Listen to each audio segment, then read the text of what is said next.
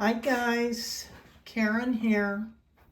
I trust you all are doing well. Thank you so much for joining me today. This is going to be a little bit different in that I have been thinking, racking my brain actually, about how to put a maker's mark on certain pieces. I mean, it's easy enough to do when you're just working with sheet metal or even just doing metal smithing, because you can put your maker's mark on the back of the back plate of a piece. But when you're doing soft soldering, right, or wire wrapping or broken china, where can you do it? So I've been thinking about this for a couple of years actually. And yeah, you could probably buy some that are custom made for you, like little tags that you hang on the chain. But if you're like me and live on a shoestring budget, I can't afford to do that. And I have tried using different types of permanent markers and stuff like that to write on the back of a broken china piece. I apologize, I don't have a pendant. They're all in the shop right now because, of Mother's Day. And but I have experimented. Now this one is more of a ceramic, so it might work better because it's a more porous, but I'm betting that this would probably bleed. And you can, sure enough, write on them. And I even actually worked with or experimented together with a friend who's a subscriber. We were subscribers first. Lori. Hi, Lori. Lori. And she was experimenting along with me. And we were trying to just put our initials or maker's mark on the back of, the broken china and then seal it, because it'd come right off if you didn't seal it.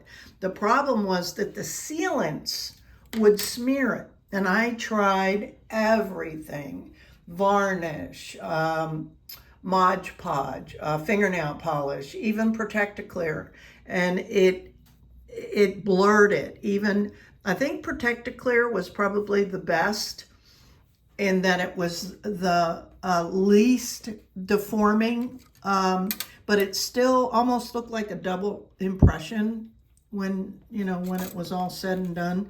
So I was not happy with any of them and took it off of all of them and just gave up on that, figuring that, oh well, they'll have to know it's from me by my business card.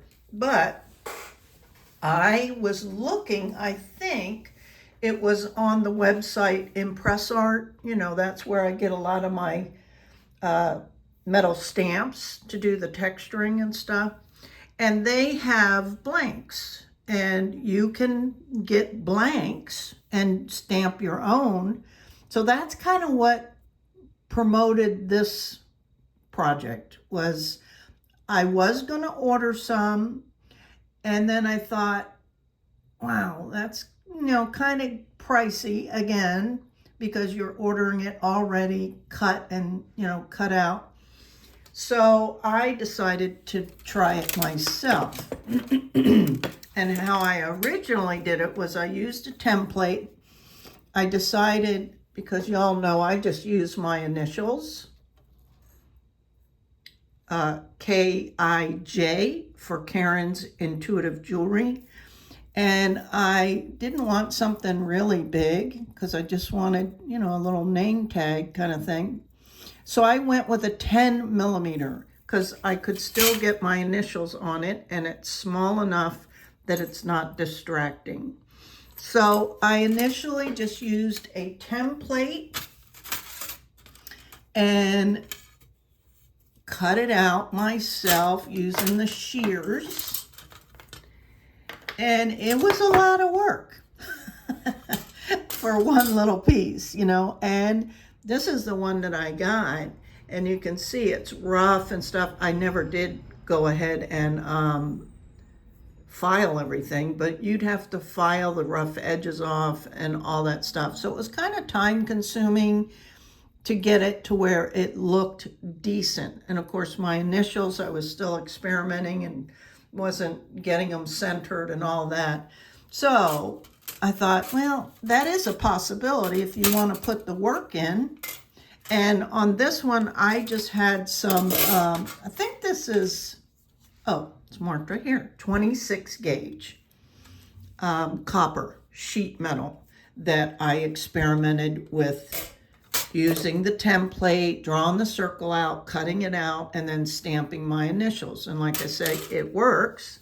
And then you just use the little, this is also from Impress Art, you just use a little, hole punch to get that, and then you can attach it. But then I went online and started looking for, because you can get the disc cutters, right? But they're not cheap. And I'm looking at this mainly for the tags. So I really just wanted a small one, a 10 millimeter. So I looked and looked and looked and really couldn't find any just punches, metal punches. But what I did find was it's really called a paper punch.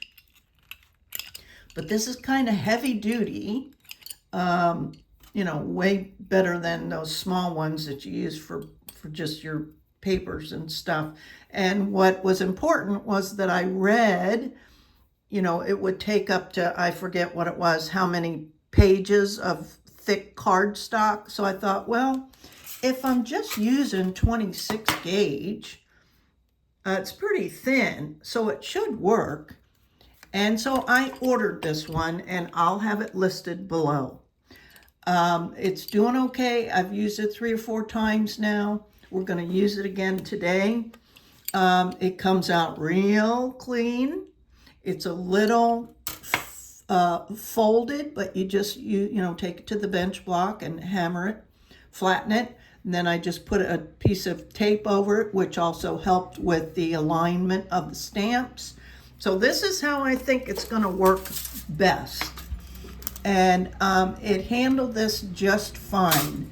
I did try it on a 24 gauge sheet metal of the brass because I didn't have any 26 gauge, but I'd suggest using the smaller, the thinner sheet. So I'll probably order some 26 gauge in brass, and I'll be researching this, but for now I had an old, this is probably even thinner. I think this might have been a 30. Let's compare it to the 26. I should have got my gauge measuring tool out. No, I think it might be a 26. Yeah, I think it's 26. This is 10 because I noticed it's starting to look kind of, yucky, but it polished up good enough for this with just my rotary tool. Anyway, that's what we're going to use for this demonstration. But this 24 gauge, you can see it worked very well, and it didn't even distort as much as the thinner gauge. But be careful, because I did pinch my finger on it. But that was my fault. With any tools, you got to be careful. But let's give this a try. Why not? So I should have taken this off, but then why don't I? This was just a template. I was going to make a stamped necklace, heart necklace. But I kind of already polished that area. So just like any other punch, and you can see it on the back. I think, though, that's how I hurt myself. Because I had it turned over this way, and I think it caught in between here. But let's do it the proper way. And hopefully I've got it in there. What I don't like is you can't really see it from the front. You do almost have to look at it from the back.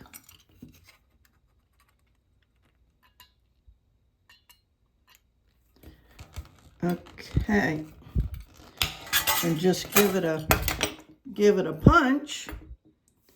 And you see how it's a little bit folded, but I'm just going to take it over to the bench block and flatten it and put my stamp on it.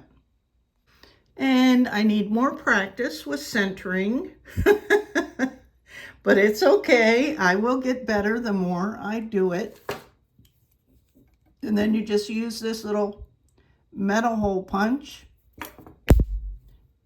right through it. Then we're gonna use the acrylic paint pen.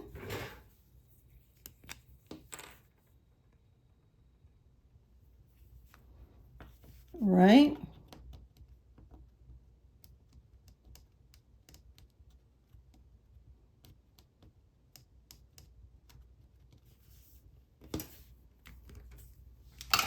Let that dry a few minutes. And I'll show you the results. So that tin will work on anything silver. It'll be great for the soft solder pieces. For the broken china, you can even put your little tag on the bracelets. On metal pendants. Here's the copper one I did for this one.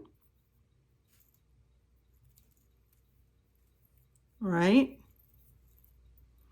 And I put it on, and that's something you'll pay attention to where when it's on somebody's neck, it'll show facing out. Right? So that's just something you pay attention to when you're putting it on the chain, because, you know, otherwise it'd be this way. Anyway, that's that one. And then here's the brass. So isn't that cool? I'm so excited to have figured this out finally. Because like I say, when I'm doing the metalsmithing stuff, it's easy enough to, you know, stamp the back plate. Let me show you. Such as this. This was just a copper one, easy enough to stamp. And this is a sterling silver, so I'm also able to put the 925 on that. But on like some of these impression dies, if they're the hollow, I mean, where would I stamp my initials there? You can't really. So the little tag will work perfectly for this. And then, of course, you wire wrappers know really no place to stamp, you know, anything. So perfect. So I hope you enjoyed this and give it a try. I think it's a great idea. We'll see how this holds up. It was, I don't remember how much it was, maybe 15, 16 bucks for this. It's pretty sturdy, like I say, and it came with an extra coil spring. And it looks like it kind of adjusts the tension and whatnot, but I haven't experimented with that. Duh. So anyway, that's the video for today. Let me know what you think about it, guys, and if you'll give it a try. Okay, thanks so much. Until next time, bye now.